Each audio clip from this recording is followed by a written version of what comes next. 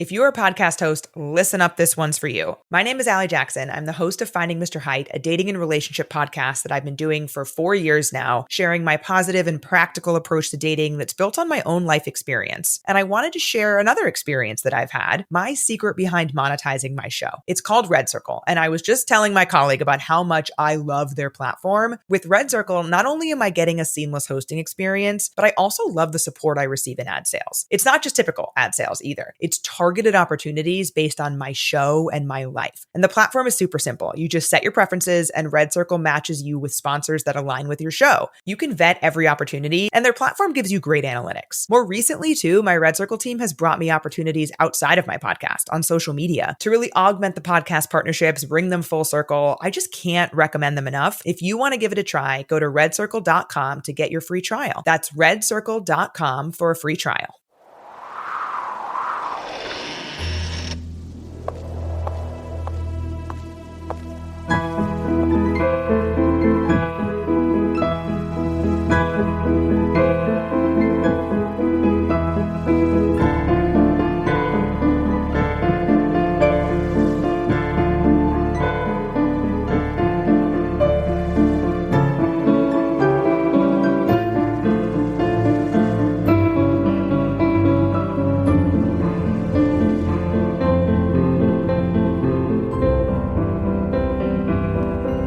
Things with Wings Productions presents a Skylark Special episode. I'm your host, Melissa Oliveri. As you may know, in January we will begin reading Skydive, the third and final book in the Skylark trilogy. With the end of the Skylark books in mind, I've started writing a brand new book, which will likely also turn into a series called The Tales of Ledia Roy. The first book is called Now You See Me, and today we'll be reading the first 4 chapters. I hope you enjoy this new story with new characters, new scenery, and new adventures. If you enjoy this episode and want to read more, I'm releasing chapters as I write them exclusively on Patreon, where you can join for as little as $1 per month. $12 for an entire year of unlimited access to all my content. Music, writing, and early access to podcast episodes. It's a great value and it helps support my work. Now back to our new friend Ledia. Here's a synopsis to give you an idea of where things are headed. Ledia Roy is neurodivergent, a musician, and a happenstance clairvoyant. After years of trying to earn a living in music, her big break comes from the unlikeliest of places, when a friend interviews her for his indie magazine and asks about how seeing ghosts has inspired her songwriting. Somehow, the article ends up in front of an overseas producer, and Ledia is hired to star as the resident psychic alongside 2 Scots doing a travelog-style television show about Scotland's history. Of course, all is not coming up roses. In fact, things are coming up thistles. First, her co-star Hamish is displeased that the production company has hired someone who isn't Scottish. And her other co-star, Mac, is charming if you like the brooding, secretive type.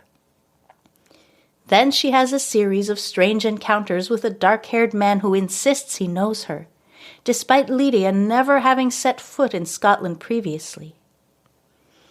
Of course, when dealing with ghosts, there are bound to be risks, and sometimes even consequences. Follow Ledia as she navigates her new surroundings and the people in them, both living and dead. Okay, it's time to settle in, grab a blanket and a warm drink, and let's dive into the world of Ledia Roy. Chapter 1.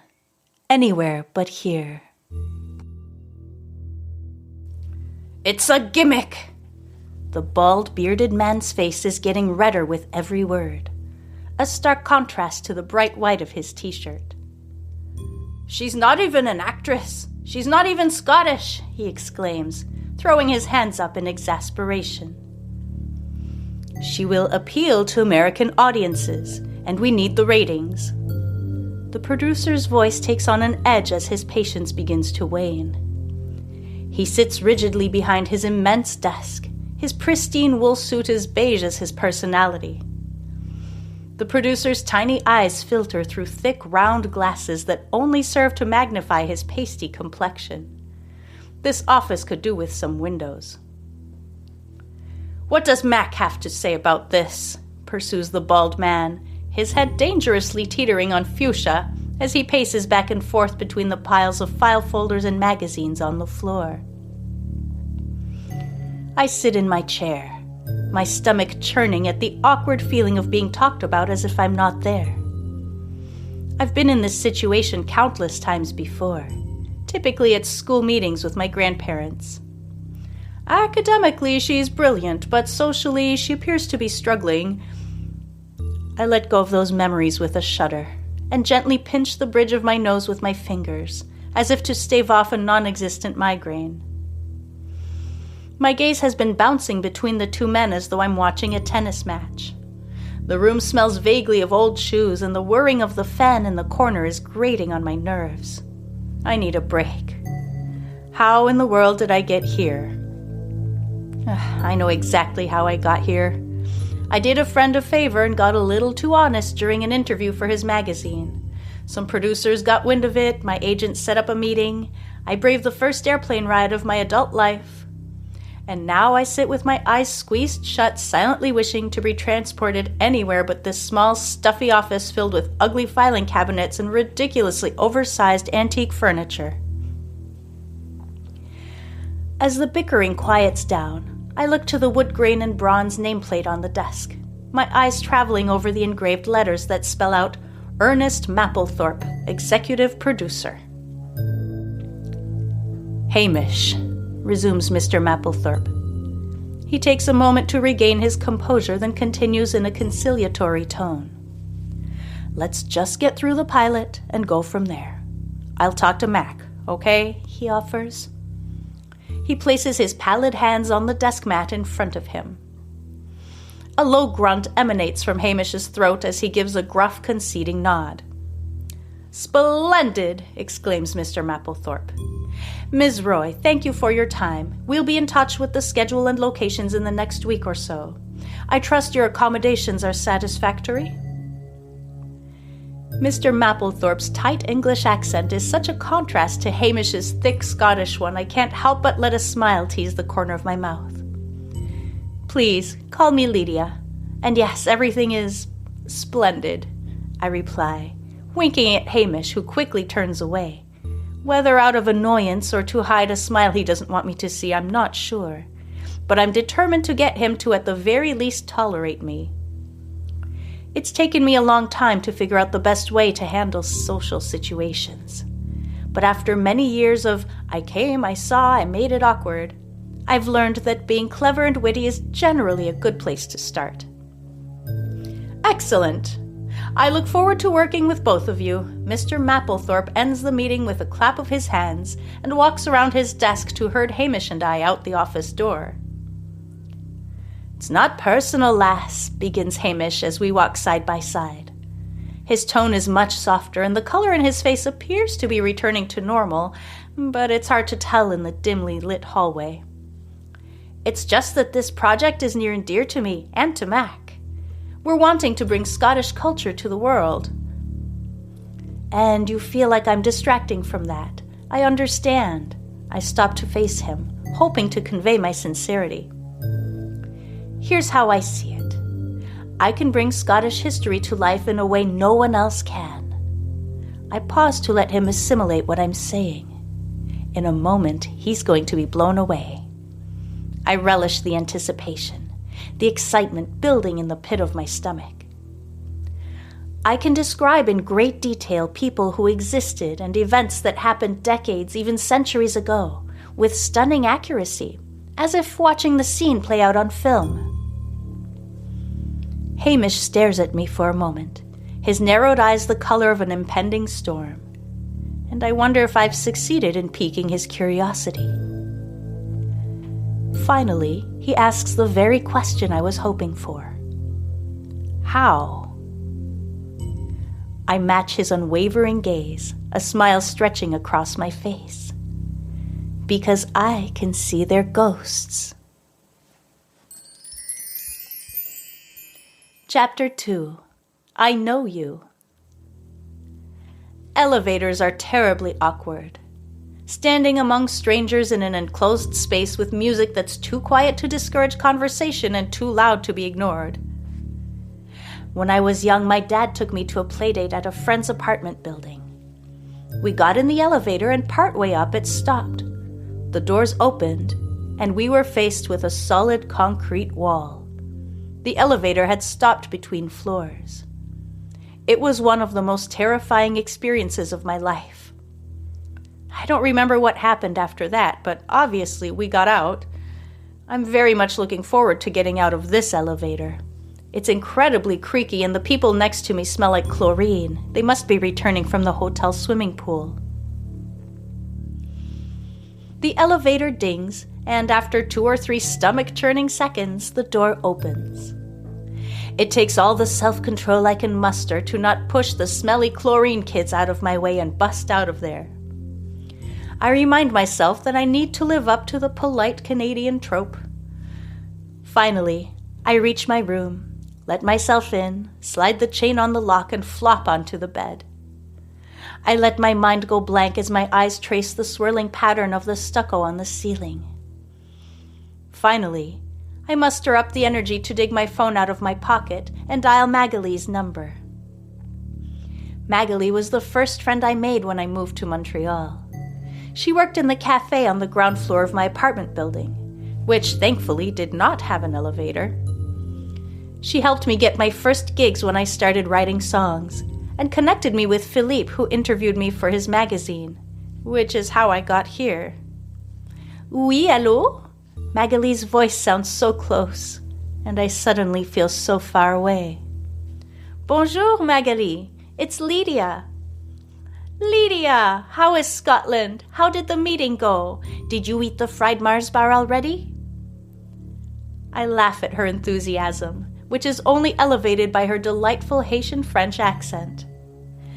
I fill her in on the contentious meeting with Hamish and Mr. Mapplethorpe, and tell her about the adorable tea house across the street from the hotel, and no, I haven't yet had a deep-fried Mars bar, but it's on my agenda for tomorrow.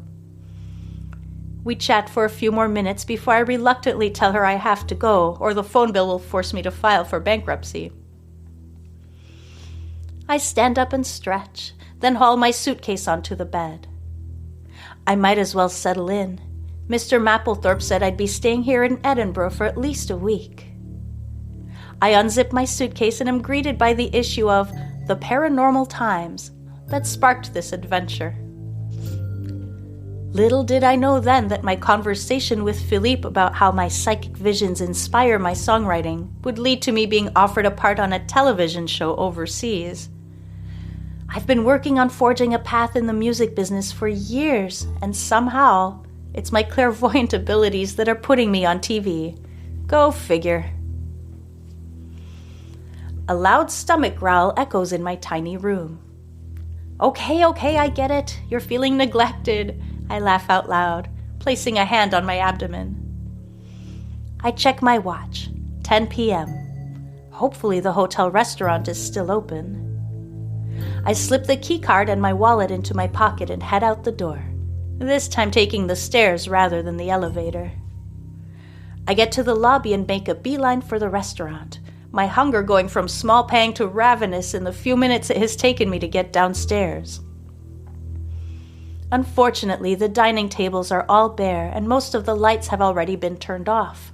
Shoot, now I have to improvise, which is not my forte.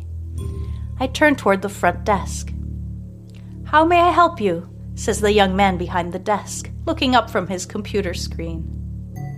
I glance at his name tag. Hello, Martin. I'm afraid I'm late for dinner. Do you have suggestions for places nearby that are still open? I ask him. Martin looks up toward the ceiling. I follow his gaze, wondering what he's looking at. Then blush when I realize he's simply staring into oblivion to have a think.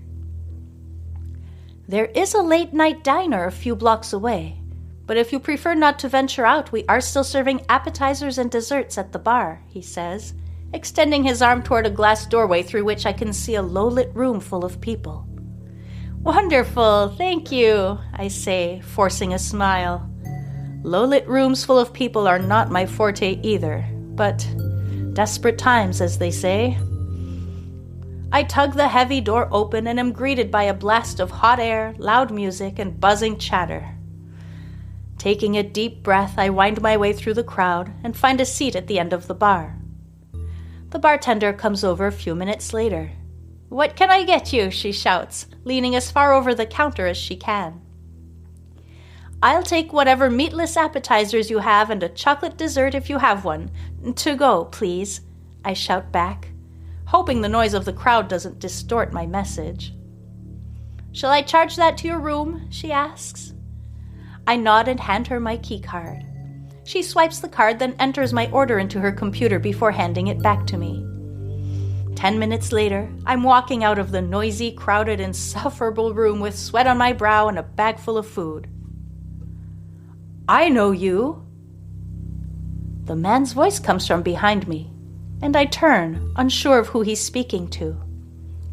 My eyes scan the lobby. Other than Martin at the front desk and a stray bellhop, there's no one else around. "Are you speaking to me?" I ask, turning to face the man and noting he looks somewhat disheveled and out of place. The man nods, an incredulous look on his face. His wild black curly hair sways back and forth on his head. Something about him is unnerving, and my instincts tell me I should be going. "I'm afraid you've mistaken me for someone else. I'm not from around here," I say, trying to sound strong and confident, but unable to hide the shakiness in my voice. I promptly turn and head toward the elevator, not wanting to be alone in the stairwell if he follows me. "No, wait," he shouts, his words echoing across the lobby. I heave a sigh of relief as a couple comes through the front door and joins me just as the elevator doors open to let us in. Thankfully, the strange man doesn't follow. I practically jog back to my room, lock the deadbolt behind me, turn the TV onto a rerun episode of Broadchurch, then sit cross-legged on top of the bedspread. I open the bag and spread my feast out in front of me. Steamed dumplings, presumably vegetable, French fries, crustless cucumber sandwiches, and a double chocolate brownie. Not a bad haul for a late-night snack. I devour my food with abandon, then collect the empty boxes back into the bag, tie a knot in the top, and toss it under the nightstand. I'll deal with that tomorrow. Now it's time for bed. I fluff the pillows, then throw my pants, socks, and cardigan on the floor next to the bed before sliding under the comforter. The sheets feel smooth as I run my feet up and down a few times to warm up the foot of the bed. I curl up on my left side with a relieved, sleepy smile on my face. The relief and the smile are short-lived. I open my eyes to look at the velvet chaise in the corner of the room. There's a woman stretched out on it, her pink satin evening gown trailing on the floor. Her arm is draped over the back of the chair and her face is pressed into it. She is weeping loudly, her shoulders shaking with every sob. "Oh, for Pete's sake," I mutter under my breath. I roll my eyes and flip over to grab the TV remote off the nightstand, then turn the TV volume up a few notches to drown out her moaning. "There," I add, before I turn off the lights and let myself drift off to sleep.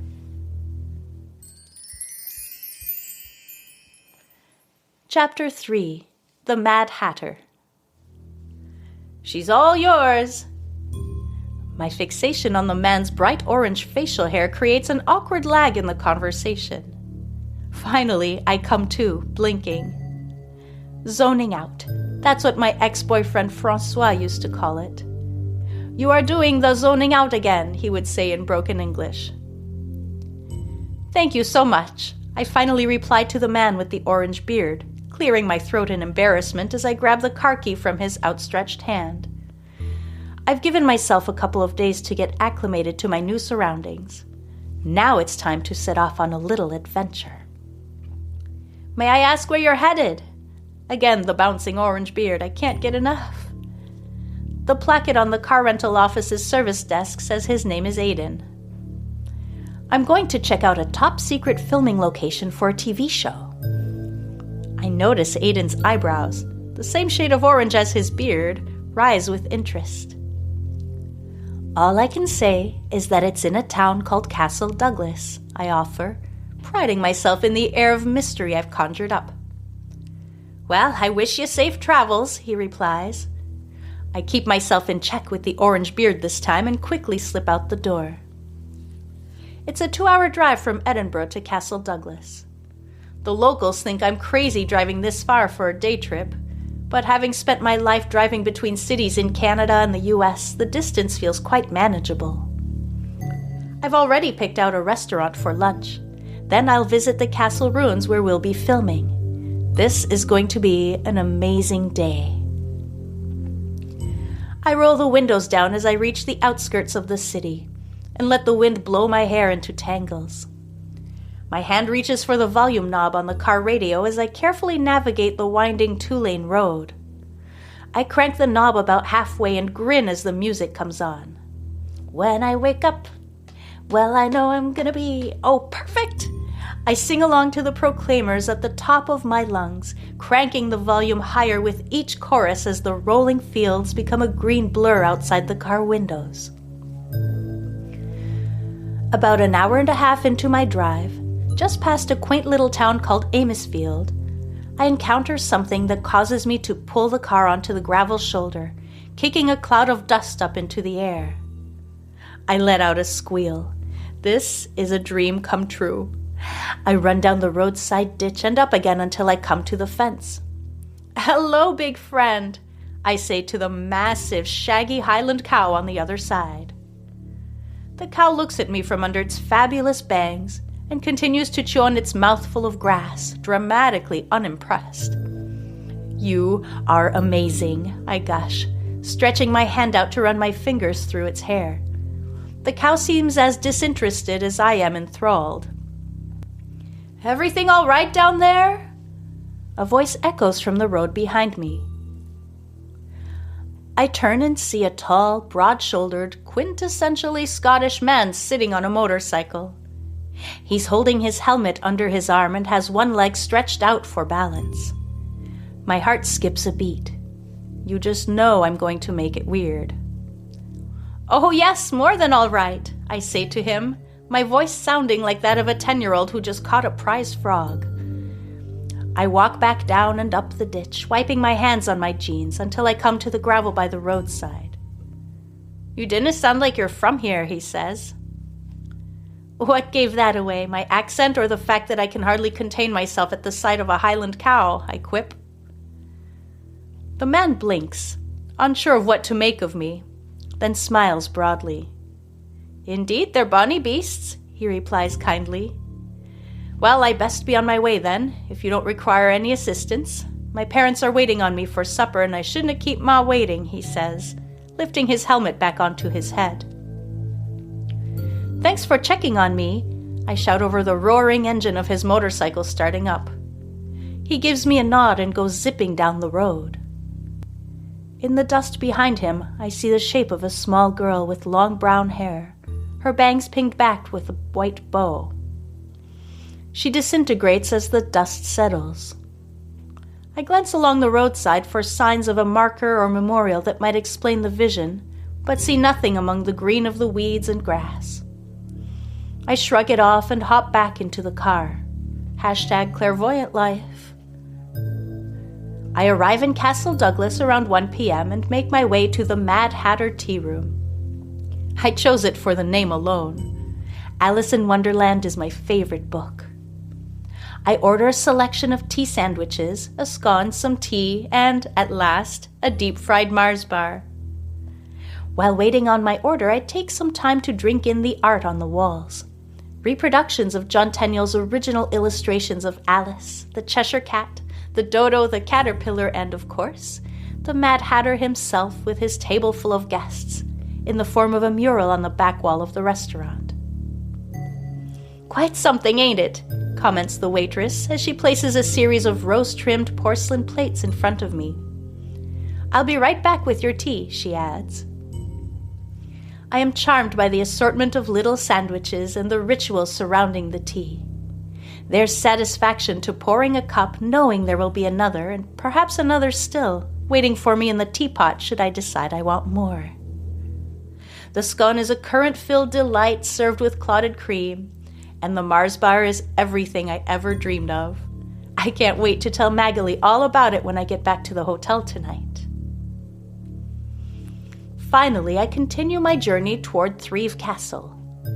The castle is in ruins, so there won't be any filming inside the structure. It sits on an island in the middle of a river. Mr. Mapplethorpe has organized a ferry to bring a small crew across on the day of filming. I'm not sure what they expect me to do exactly, but I'll cross that bridge later. Thrieve Gardens is also on the schedule, and I'm most excited about that. The large red brick manors surrounded by over 60 acres of gardens. Perhaps I can make the detour to see it before heading back to Edinburgh. Someone's calling, answer the phone. Imogen Heap's hypnotizing voice bursts out of my cell phone. I sing along to the ringtone for a moment. Don't keep them waiting any longer. Buoyed by the joy of taking a road trip in a foreign land on an unusually sunny Scottish day. I glance down at the screen to see the number. Unknown. I decide to answer anyway in case it's Mr. Mapplethorpe or someone from the crew. Hello? I hear loud static on the other end of the line, but I can make out a faint voice coming through in spurts.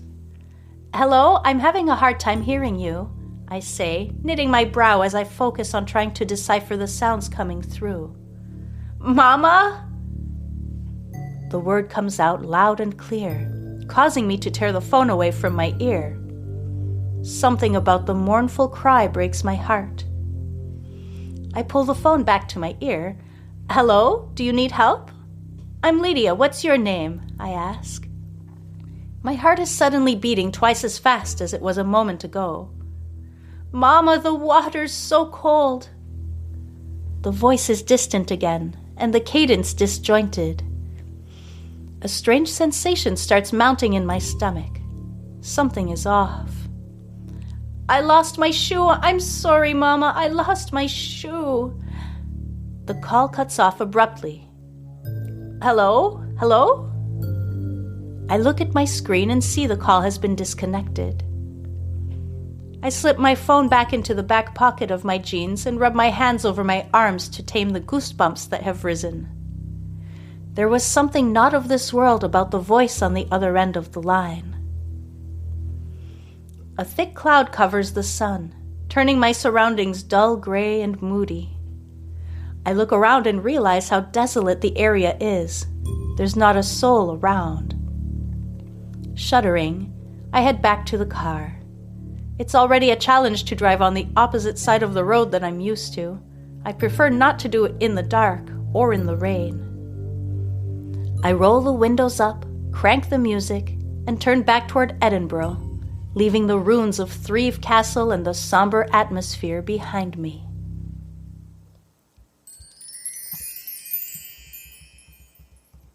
Chapter 4, Grassmarket Square.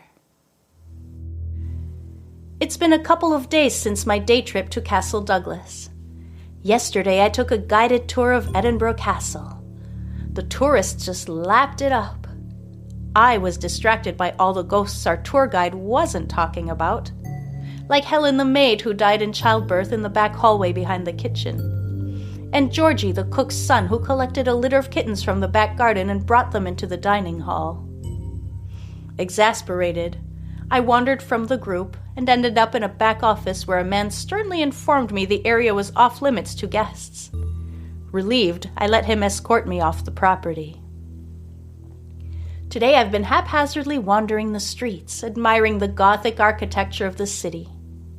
Tonight is the production dinner, a meet and greet of sorts, before we start filming tomorrow. I'm not a big fan of dinner parties. I never know what to say or how to act. Typically, if I'm at a house party, I just find the family pet and make fast friends, then we hang out in the corner until the chaos of the gathering is over. I doubt there will be any family pets at the restaurant we're meeting at. A place called the Prestwick doesn't sound like a place one would find a domestic animal, no matter how impeccable the pedigree. Something up ahead catches my eye. A small crowd has gathered in the square at the end of the street. I check my map. Grassmarket Square. I hear the sound of piano music wafting through the air and feel my feet make their way toward it all on their own. I stand at the back of the crowd, eyes closed, listening to the unique string of notes floating around me. The sounds bend and sway in a spattering of blues with flashes of deep orange. I wonder if anyone else in the crowd sees what I see when I listen to music. The last note fades away, and the crowd disperses among clumsy claps and random chatter. I open my eyes just as the man at the piano turns around. I let out a gasp, and the man's eyes grow wide. Before I can turn and run, he holds his hands up in a gesture of peace, his long white fingers stretched out against the graying sky behind him. Please, don't go. My name is Ross Lennox. I'm so sorry if I frightened you the other night. My approach was admittedly clumsy, he begins. Ross Lennox. I've never heard that name before. I watch as the man from the hotel lobby, the one with the thick mop of curly black hair who insisted he knew me, rises from the piano bench and takes a tentative step toward me. I don't know how to explain this without seeming... Here he hesitates. He stops mid-step to gauge my reaction. You said you knew me, I tell him, cautiously opening the door to a conversation. Yes, that's what I said. What I meant was, I've seen you before. His tone is clumsy, his words stumble out awkwardly. I'm afraid you're mistaken, Mr. My voice trails off as I try to remember his name. Lennox, he prompts. Yes, Lennox. I've never been to Edinburgh before, and you don't look familiar to me at all. I try to sound more confident than I'm feeling. You're absolutely right. We've never met, he continues. Well, perhaps you've seen one of my music videos online, or some of my social media posts or something. I'm now mildly curious about where this is going. At this, Ross Lennox smiles, and everything shifts. Suddenly, he's not frightening anymore. I notice a softness to his eyes, and an awkwardness to his stance that is quite endearing. No, nothing like that. He sighs in resignation, as if giving up all hope of seeming sound of mind. I've seen you in my dreams.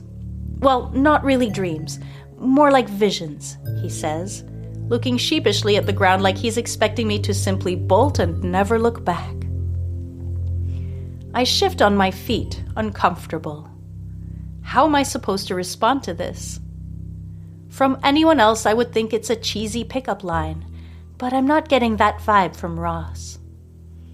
What kinds of visions? What do you mean? I ask him.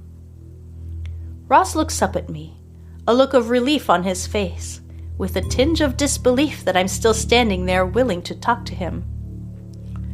It's hard to explain. Here, sit with me, he says, sinking back onto the piano bench and patting the spot next to him. I hesitate for a moment and look around to make sure there are still people in the square. I notice a few people milling about and decide to give Ross the benefit of the doubt. I gently sit on the very edge of the bench, leaving as much space as possible between us.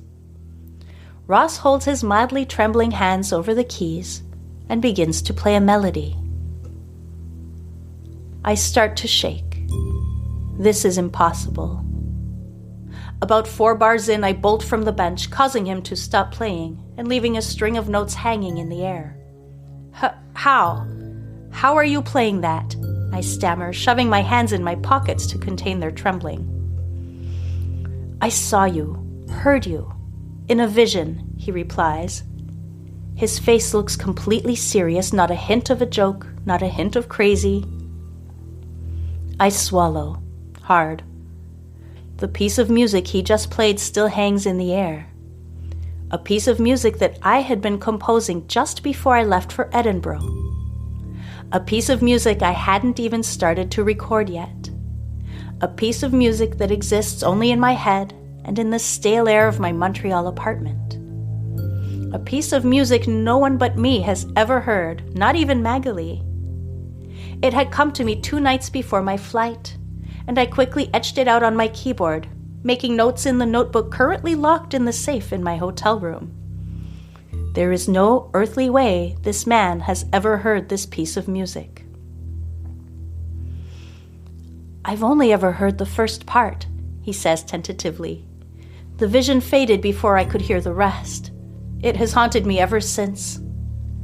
He takes a nervous breath before asking, "Perhaps you would indulge me and play it for me, here?"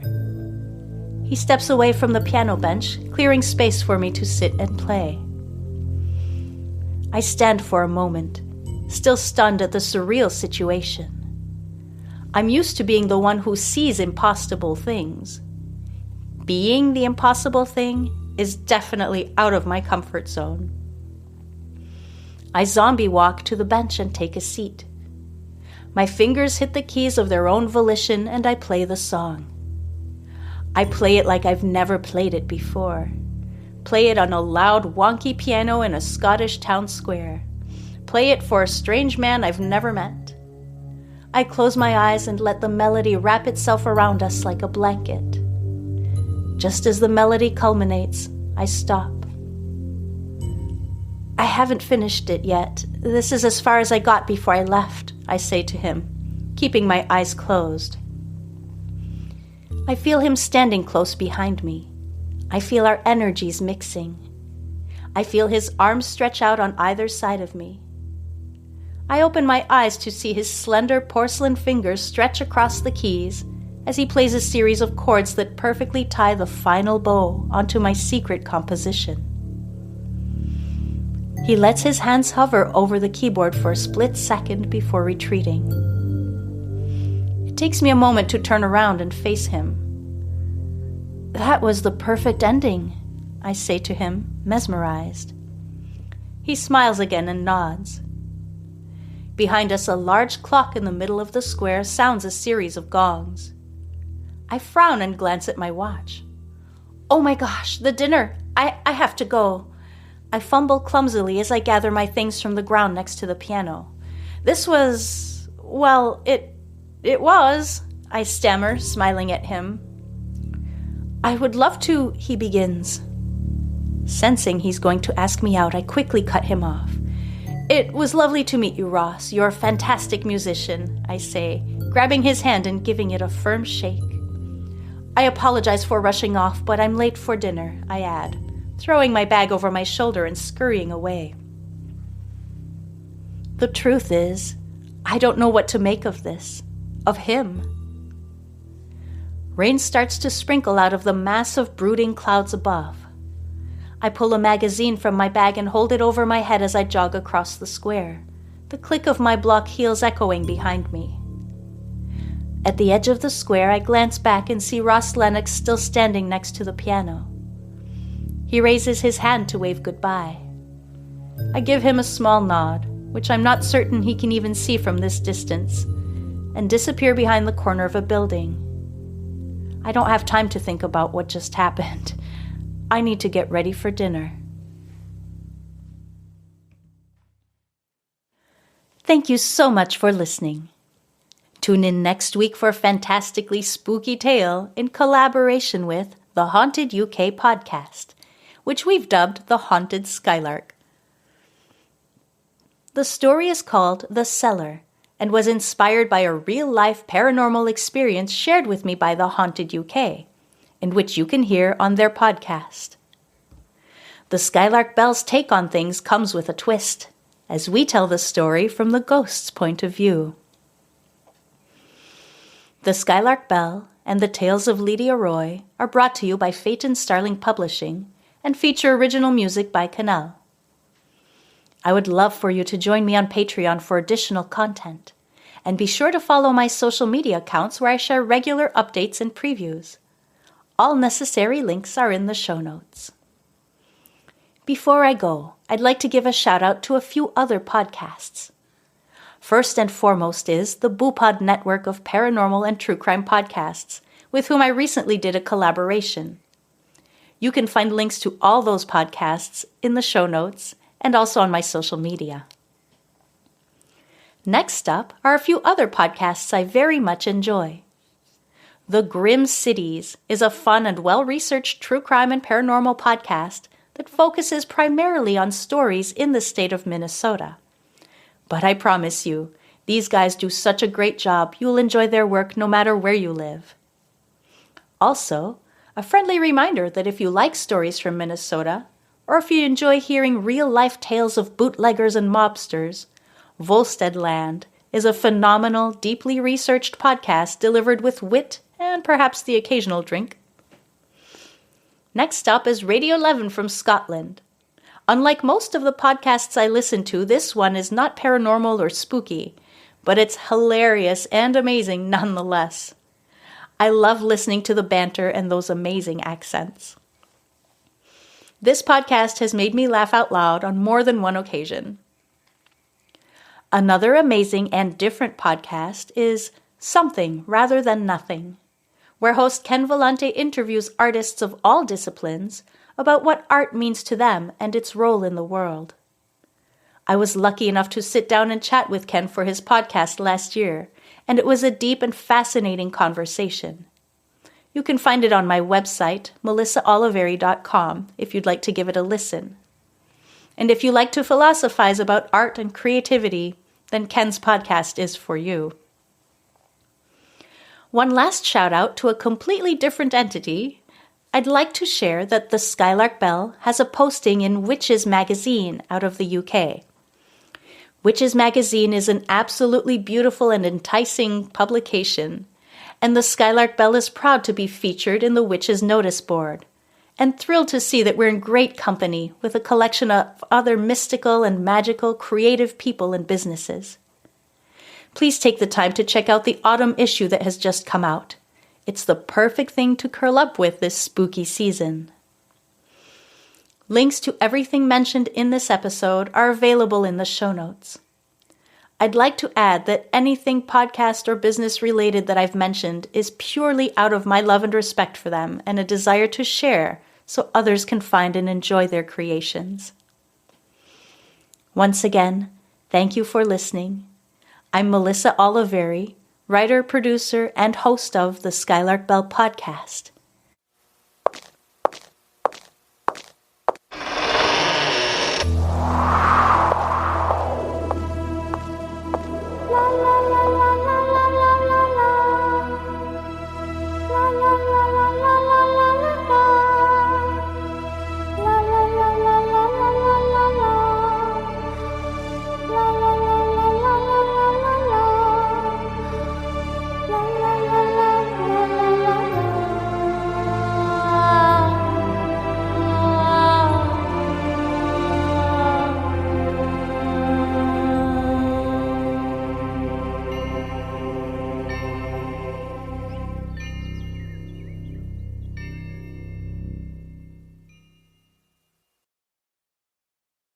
If you're a podcast host, listen up, this one's for you. My name is Allie Jackson. I'm the host of Finding Mr. Height, a dating and relationship podcast that I've been doing for 4 years now, sharing my positive and practical approach to dating that's built on my own life experience. And I wanted to share another experience that I've had, my secret behind monetizing my show. It's called Red Circle, and I was just telling my colleague about how much I love their platform. With Red Circle, not only am I getting a seamless hosting experience, but I also love the support I receive in ad sales. It's not just typical ad sales either. It's targeted opportunities based on my show and my life. And the platform is super simple. You just set your preferences and Red Circle matches you with sponsors that align with your show. You can vet every opportunity and their platform gives you great analytics. More recently too, my Red Circle team has brought me opportunities outside of my podcast on social media to really augment the podcast partnerships, bring them full circle. I just can't recommend them enough. If you want to give it a try, go to redcircle.com to get your free trial. That's redcircle.com for a free trial.